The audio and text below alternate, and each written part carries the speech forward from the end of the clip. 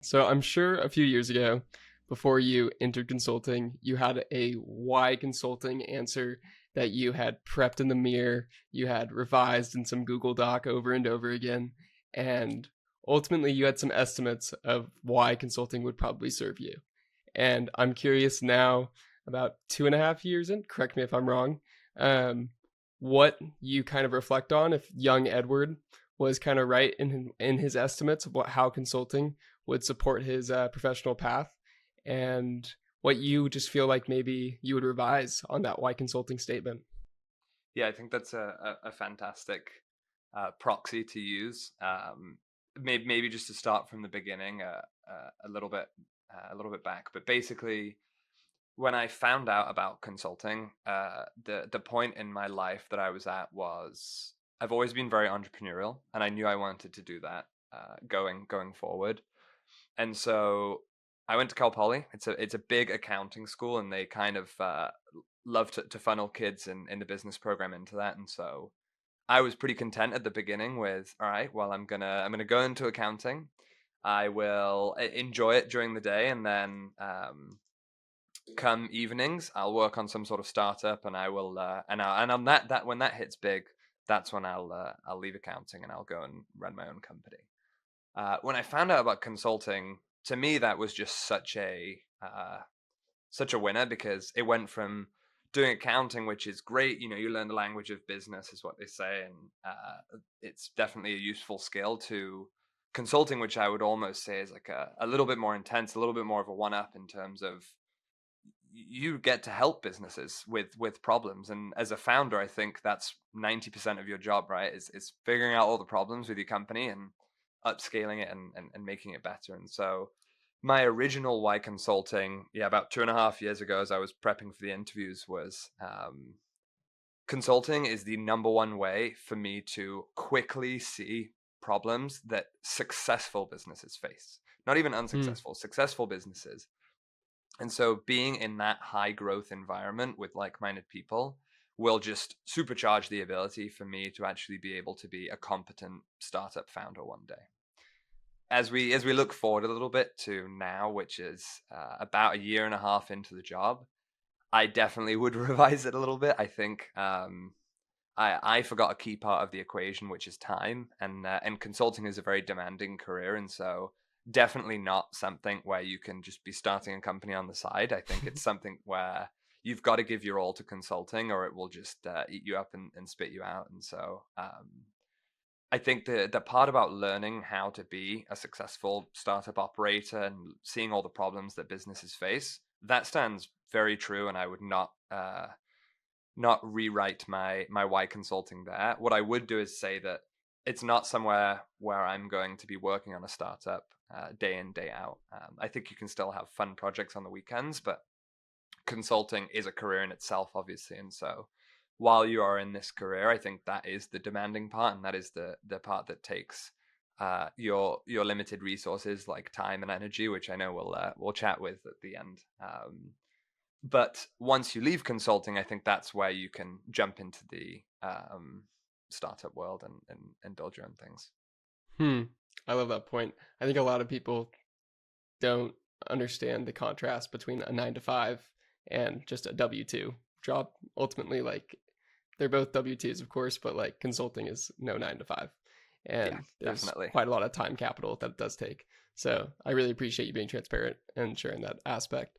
Well, you did mention, though, and I want to linger on this, how coming from Cal Poly, which is it fair to say, a non-target school for these firms, and seemingly you kind of created the funnel from Cal Poly to MBB, in that it just didn't seemingly exist. You had to really be creative and clever in landing at one of these firms, McKinsey, Bain, or BCG. And I know this is such a broad question, and it was probably so many late nights and so many damn aspects and features that we can't dive into a little hour pod or whatever. But I would just love to hear some of the mentalities that allowed you to feel like you could push for not a typical accounting role from your school, and also some of the strategies that you employed in doing so. Yeah, I think that's a fantastic question.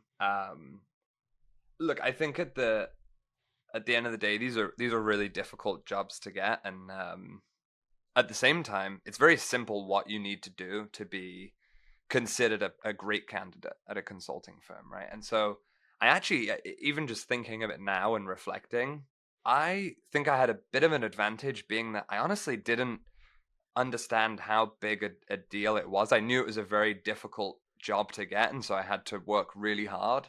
Um, but I don't think I had a similar experience to those who, like, I have a lot of friends who went to Berkeley, where they have 10 plus consulting firms on campus and everyone's going for these jobs. And so it's like a whole thing from the time you get into college until you get the job. And so for me, it was just, I knew I wanted to do consulting after I did a case interview, and a mutual friend of ours, Riley, he actually gave me my first case interview, and I thought, wow, this is the job that I want to do, and just from that. And so to me, it was just find the firms that I like. Okay, I really align with Bain and McKinsey and BCG and obviously some of the others, and just figure out what I need to do, which was you need to be really good at doing a case interview, and you also need to be able to.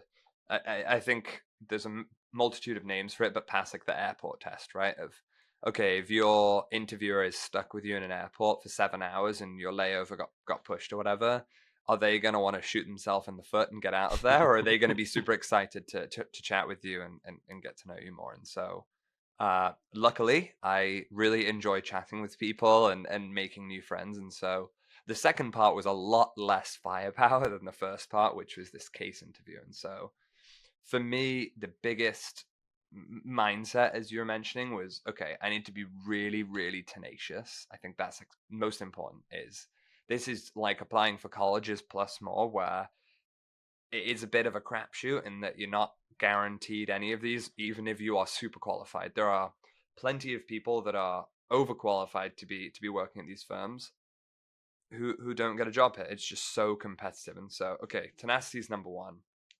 I also, for me, really need to play to my strengths, right? Hmm. If you don't play to your strengths in this application process, I think it makes it a lot harder for you.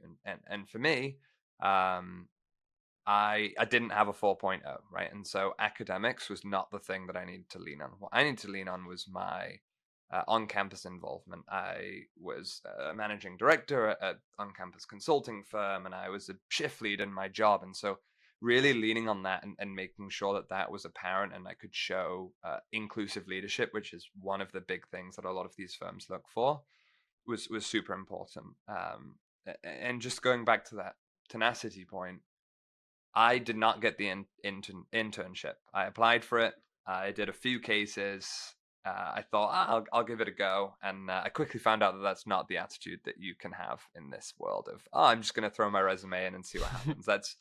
It is not a passive process at all. It's not like applying for a lot of the jobs that I had done before, and so understanding that okay, once I got this rejection, it was a real make or break point, and I've actually seen this with folks that have applied before. If they give it a go for the internship and they don't get it, what do they do next? And some people go, I'm not gonna get it, and so they kind of move on to a different career, or they move on to a different company. The other mindset, which I think is both risky, because again, this is not a guarantee ever, but also I think sometimes required, is absolutely I'm digging deeper, I'm doubling down, I'm doing everything I can to turn all the weaknesses that I just had into strengths. Hmm. And so that was the mindset that I kind of forced myself to have, was this all or nothing of there is no way that I'm giving up on this. I did 10 cases and I didn't get the internship. Okay, how about I do 100? How about I do 150? Right? Like, how about I do it till the point where I can do it in my sleep? And a funny story that I tell folks is that I actually did stand-up comedy to prepare for my interview with Bain, because I thought, you know what can be scarier than doing an interview is probably doing stand-up comedy, of which I have zero experience. And so for anyone out there who's thinking of trying to interview and be ready for that, try some stand-up comedy, because I promise you that will be a harder experience than your interview. If it's not, then maybe you should pursue stand-up comedy, right? Anyway, long-winded answer of saying I think tenacity is like the most paramount thing, and then also going into it with the mindset of this is not just a job where I throw my resume in a pile. There are people out there that don't just want this, they need this, and it is everything to them. If you are not matching that, they will outwork you, they will outperform you, because it just means more to them. And so if this is a job where you think, I might like to try it, and I'll give it a go, definitely go for it. But putting in all that effort up front is going to pay off so many dividends. That makes a ton of sense. But man, you really sent it. You really sent it. It sounds like ton of respect. But stand-up comedy, I never thought that would be a prerequisite to land a role. But yeah, and I'm not saying that it's required or it will increase your chances. No, it's absolutely a requirement. No, it's 200% a requirement. You can't get a job at MBB if you can't do stand-up. Coming from Cal Poly, leaning into consulting, did you... I really appreciated how you made it sound like that maybe at a moment you could have judged that as a weakness, but you actually saw it become a strength. And I can kind of relate to that in a particular way with like studying philosophy. I think just these little tiny things that make you stand out of a absurdly talented and mildly homogenous group of excellent applicants. Like there are so many busy con kids coming from so many different universities that are excellent, that having some kind of distinguishing factor can actually be rather meaningful. And I think it can be rather encouraging for people that did have kind of an atypical path. So I appreciate you lingering on how transforming a weakness into a strength in the process is very feasible. Yeah, and I also want to mention two quick things, Archie. Number one, that's the beautiful thing about consulting, is they don't care what major you are. I think biz econ is helpful because you know more about business and you're kind of programmed to think that way. I had a supervisor who was a PhD in microbiology before Bain, and I have met people who are a PhD in Russian literature, who are theater majors, who are English majors. There is neuroscience. There are absolutely no restrictions on what your major is before. And that's the beautiful thing, right? Is that consulting, yes, you help businesses solve difficult problems, right? Like everyone's heard the spiel. But their product is people like you and I who are just problem solvers. And so you can be any major in the world, but if you can, solve problems, that's the people they want. They can teach the business stuff really easily. It's can they find the people who can naturally break down large, hairy problems into like bite-sized chunks? And I think that's what's you should let shine in these interviews. And obviously, again, this is all just like advice on what I've seen work well. I think it can be a black box at time, the recruiting process, and so my other piece of advice here is just like absolutely take everything with a grain of salt and find out what works for you and really just put your best foot forward that way. The other thing I would mention was coming from Cal Poly, which is considered a core plus school at Bain, right? Which is, I think, similar way of saying non-target. One, that can be viewed as a disadvantage, but I actually think that it was a huge advantage for me. The year I went out for the internship was the first year, I believe, that they were hosting like campus-wide interviews, and they were saying, okay, like Cal Poly is a school that we want to look at. We think they're going to have great talent. We want to explore here. And I don't believe anyone got any internships or interviews or sorry, not interviews, internships or full-time roles. And then luckily they actually started hiring the next year. And so I was very lucky that I went to school at that year, right? If I was like 2 years older, totally different story. I might have not been able to get a job here. And so there is an element of luck to all of these things that I would be lying if I said didn't exist.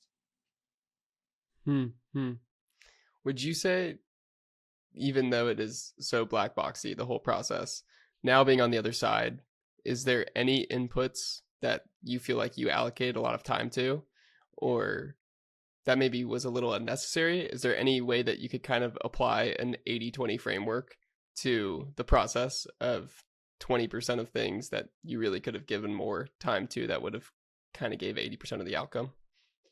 Yeah, I mean, so for reference, right, I didn't get the internship, and then for the full time, I did basically every week for 10 months. I did 3 to 5 case interviews and 1 to 3 coffee chats. I think the coffee chats for me, I remember saying it to my roommates at the time, and they were just like, I can't believe you're doing that. You're nuts. Like, I would hate that. To me, that was actually something that I loved doing. Again, like I said before, I really like chatting with people. I'm enjoying this conversation now, all that stuff. And so the coffee chats for me were actually just fun. It didn't really feel like it was prep. But I think that probably made less of an impact at the end, right? In the first 10 coffee chats, super helpful. I learned more about the recruiting process. I learned more about Bain, and I really aligned with why I wanted to work here and was very helpful. Coffee chat 11 through whatever N was is probably not providing as much of an output as if I was working on the cases. And even on the cases, my strategy was just run live cases over and over again. I will cover everything eventually. I will get good enough eventually. What I probably could have done had I been a little bit more disciplined was say, okay, I'm going to run 2 cases this week, and I'm going to demand as much feedback as I can from my peers, and I'm going to really, really focus all my effort and firepower on what my feedback was and on what I need to improve on. Had I have done that, I think the number of cases I would have needed to do would have cut in at least half. And so I guess key takeaways there for me were the case interview is going to be the number one thing. At least if you're listening to this within the year, I think that's probably number one. Maybe they'll change the recruiting process at some point, but it is just absolutely table stakes that you can do really well in the case. And that doesn't mean being flawless. Everyone makes mistakes. I made a mistake in mine. But when you do make the mistakes, can you recover? Can you understand where you went wrong, retrace your steps, and try again? I think that's also what they want to see. Yeah, I think very important to focus on the components of the case interview that they're evaluating for the job, right? So problem solving, communication, structure. Those 3 things are going to be the 20% that deliver 80% of the value easily. Love that point. Yeah, I think with both casing and with networking, we can get quick to be satisfied by large quantities. When, like, for me, I know the biggest needle mover, especially for casing, was when I just started recording myself, and I had another feedback mechanism outside of the person that was casing me, and then I could be my own worst critic and just be like, wow, Cole, you are so awkward. Like, you do not pass the airport test right now. You really need to work on your charisma. Or like, if I was casing you right now, I'd be bored to tears. And realizing those little facets by recording myself definitely made like me doing one of those cases with me being an additional feedback mechanism versus like 5 cases with a peer that maybe isn't willing to be brutally honest with me. I think that was like one little thing. And I think in terms of networking too, I love what you touched on. I think it's like having 20 people that know who you are at a firm, not that meaningful. Maybe having 2 people though that are really invested in you and will support you throughout the process, give you next steps and just kind of ideas of what you should be kind of really honing. That's pretty damn meaningful. Oh, I couldn't agree more. I chatted with a lot of people, and still to this day, there's 2, maybe 3 people that I go out my way to be like, these people are the reason that I'm working here today. They were so helpful. They did all this stuff for me. Yeah. Consulting is known for its really high attrition rate. And I believe it's about 2 years is like the average consultant's lifespan at a firm. So curious what, for you, I think you said 1.5 years it's been. So probably not too many peers have started to depart, but maybe a few. Curious what it's been like seeing people that were part of your initial associate class start to leave, what type of opportunities they've been entering, And yeah, just kind of what thoughts it kind of motivates when you see this really, really high attrition rate of a lot of just fantastic peers and collaborators. Yeah, so I think we're about a year and a half in, which by the way is different for everyone in that I'm closer to that year than a year and a half, but some of my peers in my class are coming up on 2 years, and so if let's say it's maybe 80, 90 people that started, they started over 8 different dates and 8 different months, and so a little bit hard to gauge exactly, but I would say we've maybe lost 10% of folks to different programs like law school or med school. MBA, it's a little early for that. People will start to leave for that maybe in a year or so. I think that the biggest thing for us is San Francisco, Bain San Francisco is very, very dominant in the private equity world. And so a lot of folks are leaving for private equity, and that will continue to happen. I think that's one of the big standardized exit opportunities for consulting, at least in my office, what I'm observing. I'm sure it's the same elsewhere. And then for actual like other jobs, I think here and there, but again, like you said, it's 2 years is typically when folks start to really leave. And so I think if we had this conversation a year from now, I'm sure my answer would be completely different. Do you see a lot of entrepreneurs like yourself, people that have this kind of fire spirit deep inside? Or do you see more people that are following, I guess, what we can term traditional paths, but basically just following more professional service style roles? I mean, obviously, again, my answer here is going to be heavily skewed by my geography and company that I'm at, but I think lots and lots of entrepreneurial folks, people get really excited for stuff like that. Can chat about this in a bit, but my roommate and I have been like working on a board game on the weekends, and I've run that by a few of my coworkers, and they've been straight away to give like amazing advice and, oh yeah, you should do this, and get really excited. And it very quickly turns to the business side of it, of like, oh, and distribution and logistics and stuff like that. But I think people are generally pretty entrepreneurial in terms of actually executing that and taking that as an exit opportunity. I haven't seen it as much. In around the office, I do see folks leaving to start companies or to work for startups.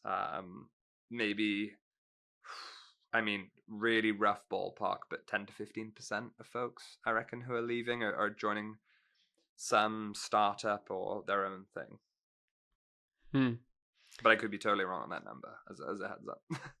No, I'm taking you at your word. You can't be wrong. Fair enough. You can quote me on it. Okay, I am curious though, in terms of your hope to essentially maybe strengthen this entrepreneurial muscle or strengthen the entrepreneurial opportunity via consulting. I'm curious if you maybe went into consulting with any priority regarding practice area. If not, that's fine. But if you did, I'm curious if you've been able to reside in it and develop some expertise there. And if not, what it's maybe been like being kind of tossed around and working in a lot of different industries and the sort. And if that's been enjoyable, kind of working with like really altering scopes consistently. Yeah, so I didn't come in with I really want to do this particular line of work or this particular industry. I think I'm starting to find more and more what I do like and what I don't like. For reference, I've done private equity in a bunch of different industries. Done some cool stuff in like AI, some stuff in fintech, and also heavily, B2B SaaS. I have, in terms of general consulting projects, I've done one in energy and I've done one in B2B SaaS for human capital management. And then I'm actually going to be doing another energy project in the new year, which I'm really excited for.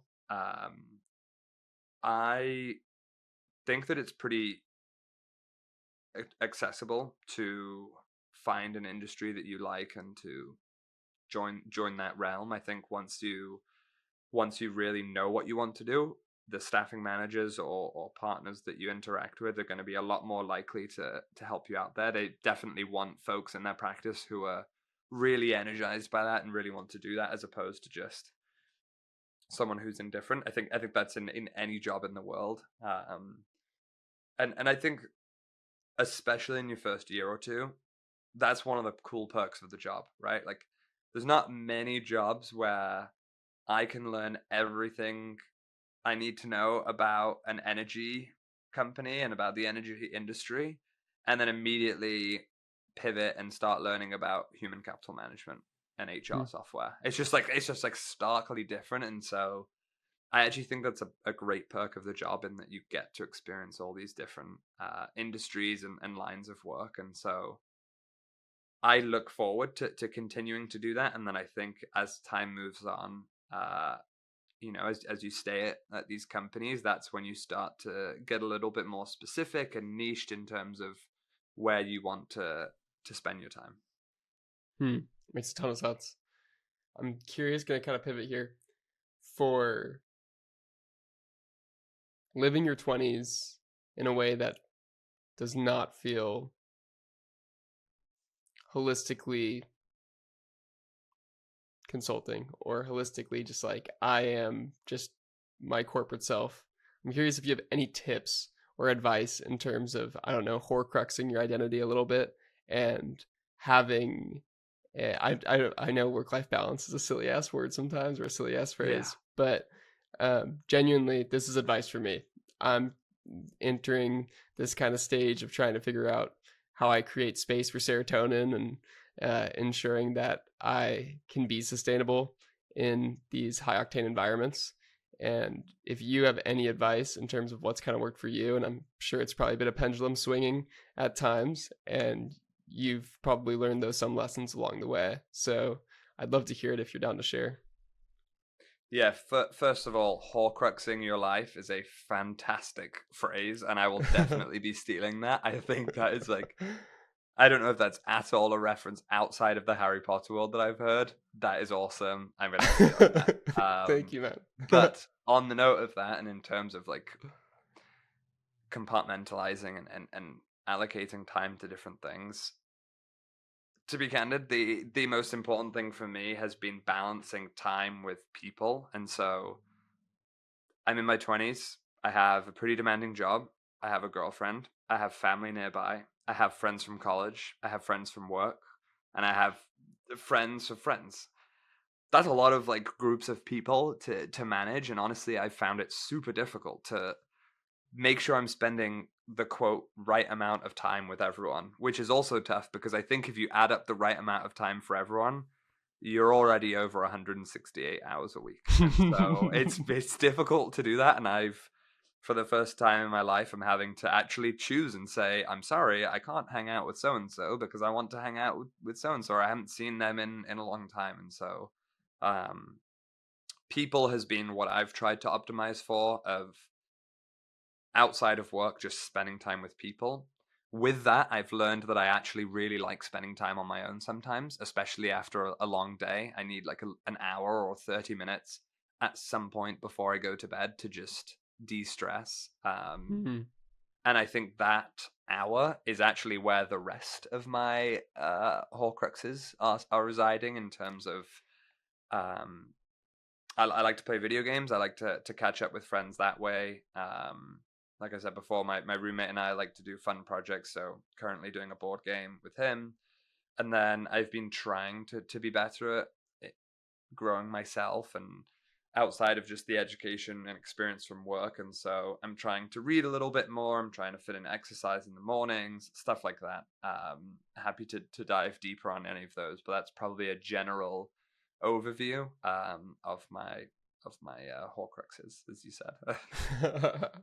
So have you been kind of gaining confidence in setting constraints within your week to create that space for these other things? Because I do think some people can run the risk with these environments of trying to over-index to being perfect and not really knowing when done is just fine. It's fine to be good, and to preserve some other time for to essentially have this sustainability. I'm curious, has this been something that you've kind of developed confidence in, or from the get-go, did you know how to kind of set these lines and be able to create these spaces for yourself? So you're talking specifically about work here in terms of how to actually make sure I can decide when I call it a day on work, or are you more so in the Yeah, in I'd the say personal so. life? I think that that's definitely something that like really interests me, where it's like there's almost always something that you could be working on, um, Yeah. or trying to move forward, and knowing when enough is enough during the day. Yeah, I mean, this is the worst answer ever, and it's a classic consulting one, but it's a case by case thing. Hmm. In that, it also definitely you get more flexible as you get more tenured.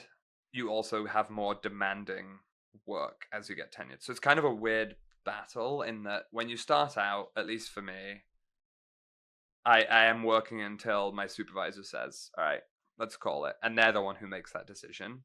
As you grow more tenured, it's a real wonderful experience to be able to say, I'm going to call it here because I think we can do this tomorrow. And this whole concept of work planning becomes really important of, okay, we know what we want to do by the end of this week. And so here's how we're going to allocate it over the days. And then if you get to Tuesday night and you have like a birthday party or something, right? And for some reason you need to step away, if you know that you can finish those 2 extra hours tomorrow and you can work a little bit later tomorrow and it's not going to affect anyone else on the team, or if it is, they're okay with it, you can start to do that. And so the flexibility becomes a real boost to your sustainability.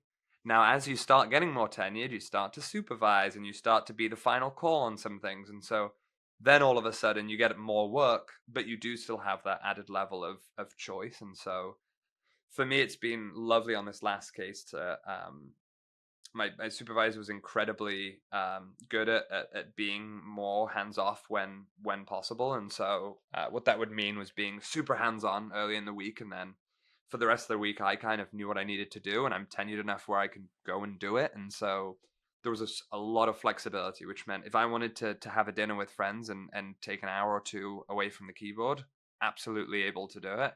Come back, I know what I need to finish, and so I think that's a huge lesson that I've learned is that the better you get at a job, the more flexibility you have because you Hmm. start to know what takes you what amounts of time versus at the beginning. I think everything just takes you 3 times longer than you think it will, at least for me. But I mean, maybe there's consultants out there that are just you know shaking with anger hearing that, thinking, "Oh my god, it's so much easier than that." But that's what I've experienced at least. And then I guess maybe just to go back to what you were saying earlier of some other lessons that I think is number one, your circle matters and gets more important, right? I love the saying that you're a combination of the 5 people closest to you. I think that's also really important where you do want to choose who those 5 people are, and it shouldn't be like a conscious thing of, oh, I'm sorry, Cole, I can't hang out with you this week because you're number 6 for me. Like I don't think you need to take it that seriously, but I think just analyzing who you're spending time with and understanding that, oh yeah, I'm actually hanging out with a lot of people who are going to bed super early, and so I'm in a great sleep schedule. That's maybe a really good thing versus maybe the opposite of that. Hmm. I think another thing as well is that habits really compound. I'm inspired by this. I've been reading Atomic Habits recently. Oh I yeah. like finally took it off my bookshelf and read it. And it's great so far. But Yeah. yeah, habits like really compound, and so I'm actually finding that some of the stuff that I knew was a bad habit in college and in high school is really catching up with me now. And so like I didn't read a lot in college, and so now reading a bunch of materials at the beginning of a case can feel more difficult. Whereas if I'd have just read a little bit every day leading up to now, I'd be in a whole different boat. And so just knowing that the habits, if you're listening to this and you're in college preparing for consulting, take another step back and just think, okay, what is the stuff that I want to be good at in 3 years? And just spending a little bit of time building those up, and then lastly, I think perspective is so important. This is a job where if you let it can feel like it's life or death. It can feel like you're a neurosurgeon and you are like saving people's lives. Most of the time in consulting that's not the case. we're doing very important work and we are providing a huge amount of value. I absolutely believe that. But I think there is a level of which the mental health should take a toll. I'm not saying that it does or anything, but it's really helpful for me that when it's been a long week and I'm feeling really stressed, just to remember that I can feel stressed and that's fine, but at the end of the day, there's no danger. Everything's going to be okay. The sun will still rise, and just trying to maybe that's just a rationalization there, but I think it's also an important caveat that you want to be careful with that in the corporate environment, you're not coming across as lazy or lackadaisical or like you're not caring. It's more just of a, let's still absolutely try as hard as we can and do all the work that we need to do, but let's not, be ripping our hair out doing so. Love it. Love it. Okay, 2 more questions. Kind of go rapid fired here. 5 years from now, one piece is, I hate 5-year plans, but where do you think Ed is kind of leaning 5 years from now? And how do you think Ed looks back at this current version of you? Do you think he's seeing this as planting a lot of really incredible seeds? Do you think he's proud of the beginning of you reading Atomic Habits? I'm curious, just this kind of 5-year concept always kind of interests me, of what does 5 year from me basically see me now as, and where is 5 year from me even at? And I think the latter question is way more crazier to try to answer, but the former one's always a fun one. Am I trying? Am I doing weird things enough that maybe there's going to be a little bit of pride in 5 years, or is there going to be a lot of confusion?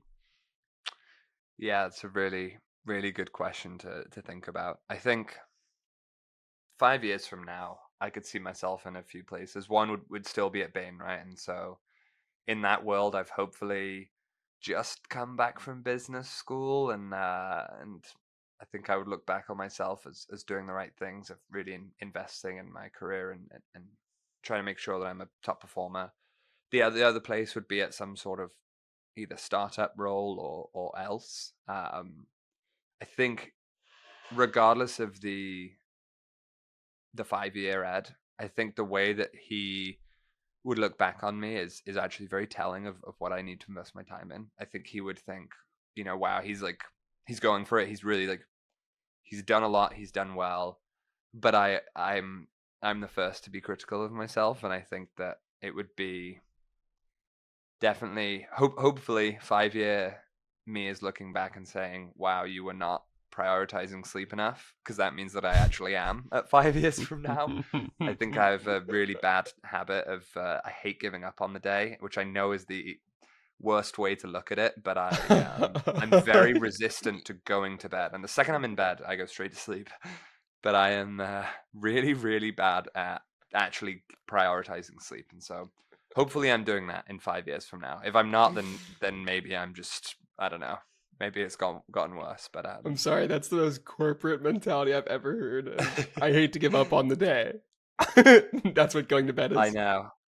And it's I think it's greed at the end of the day of, I'm having fun in the evening, hanging with friends or whatever, and I just hate doing that. But I think hopefully I'm getting up at 5:30 or something, which I know is also super corporate. And I think the other thing would just be,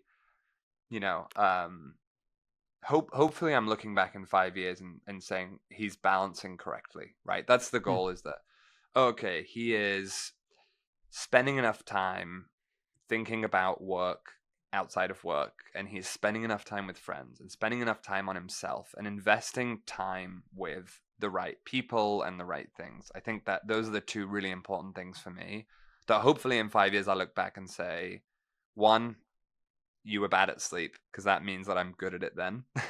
And two, okay, yeah, you had a good balance, good job. I love that. That's beautiful. Very reflective. Okay, final question, man. Again, super broadband. Hopefully you read the outline that I sent you, because probably not an easy one to just answer on a whim. But what is the ultimate scarce resource? Yeah, so I spent a lot of time on this. I wanted to give anything but the easy answer, which is time, right? And then I think it would be unfair to pretend that time is not a strong contender, if not the winner, for most scarce resource. Everything revolves around that, literally everything. With that, my two kind of honorable mentions that I want to bring to the table for you is, number one, mental bandwidth. I think I had this whole silly equation in my head that I used to run with in college, which was that of the three things, which was sleep, diet and hydration, and stress, I could basically go without one of them to a relative extreme as long as the other two were good, right? I could go being really stressed as long as have a good enough amount of sleep and I'm drinking a lot of Getting water and sweet eating green. healthy. And Yeah. and eating sweet green, which is hilarious that you mentioned that, because that's what I had for dinner. But what I forgot to do when I came to work at Bain was actually there's a fourth bucket there, and it's mental bandwidth, right? Which is not the same as stress. It's more just using my brain to make decisions, to solve problems, and that actually really takes a toll on your body. And so I think that's a super important thing to consider as a scarce resource, because it really actually determines how you structure your day, right? Like, I think it's like, is it Jeff Bezos who, he's like, if you get a meeting with him at 10 or 11 a.m., that's like the winning one, because that's when he puts his important meetings. Similar to that, right? In that you have to be really careful what you take on and also what you ask of people, and understand that everyone's mental bandwidth is going to be at different levels at different points in the day, week, month, and year. And so on top of this, right, motivation and discipline are going to really amplify the use of mental bandwidth. So that's number one. I think number two is trust. I think while you can trust everyone, you won't. And also the actual true, like, trusting someone is definitely a scarce resource. And I think it is the absolute foundation for relationships and just progress in general.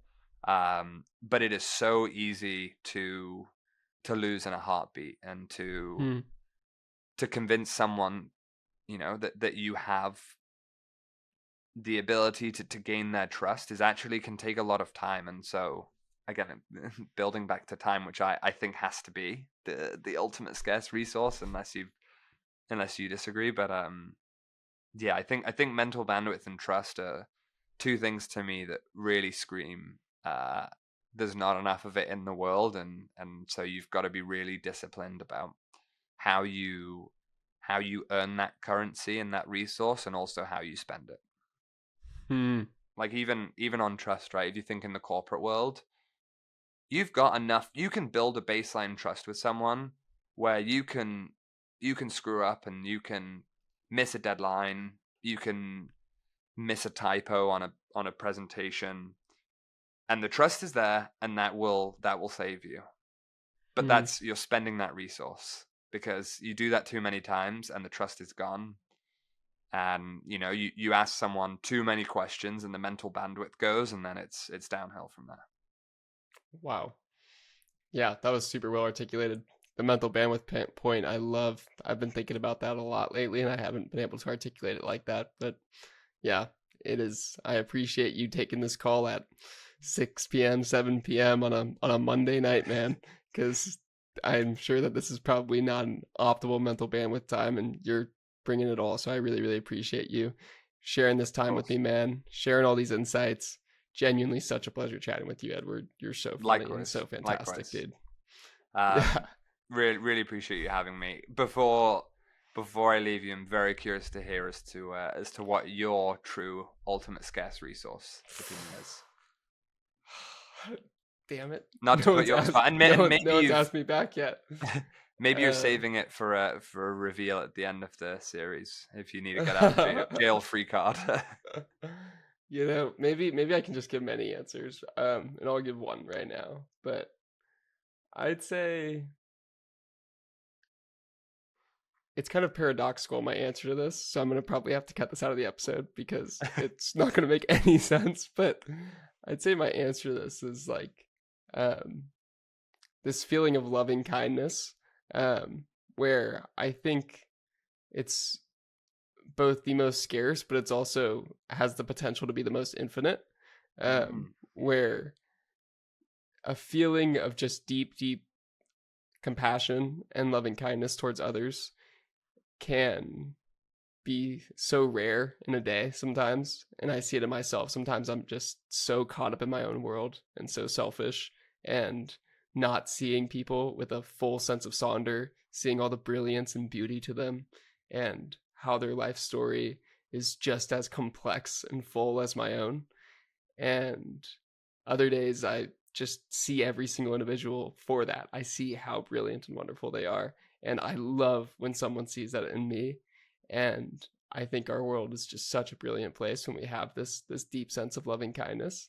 And usually it begets itself. So when I feel it towards one individual, or I feel it towards a family member or a friend or an enemy, whatever it may be, you just want to keep feeling it, and you keep on sending it out there, and then it eventually starts to reciprocate towards yourself. Where usually in these types of loving kindness meditations that I'm a big fan of, the concept of it is that you're sending loving kindness to someone that you care deeply about, that it's easy to send loving kindness to. And then you send it to someone that it's a little bit more challenging to like think about, with like basically embracing them in loving kindness. You think about maybe an acquaintance in your life, or someone who maybe you felt judged by, and it feels a little bit more challenging, but then you feel this almost meta identity of taking the high road, and it just feels beautiful. And you're like, wow, I wish you so much loving kindness. And then at the end, you try to imagine them wishing it back to you. And I always just get struck with such extreme emotion whenever I do this type of meditation. And it just reminds me like how unfortunately scarce it feels during a day sometimes, this loving kindness, but how infinite it truly can be. So sorry for getting a little weird and philosophical there. No, not at all. And I feel like there's a lot of great answers to this question, but that's something that definitely comes to mind for me. I love it. Fantastic stuff. Appreciate you, Edward. Thank you so much again for taking the time tonight. And I just hope you have a wonderful evening, brother, and excited to post this and get some feedback from folks. Yeah, wonderful. Thanks, Cole.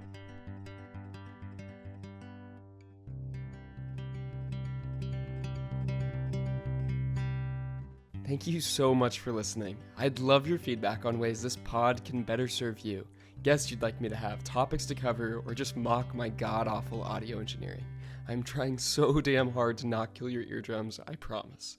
You can find me on LinkedIn, YouTube, Instagram, and X at Cole Hume. I also send out a weekly newsletter of insights and financial lessons that are changing my life, which you can find in the podcast description wherever you are listening. Until next time, smile at strangers and trust your curiosity. Thank you.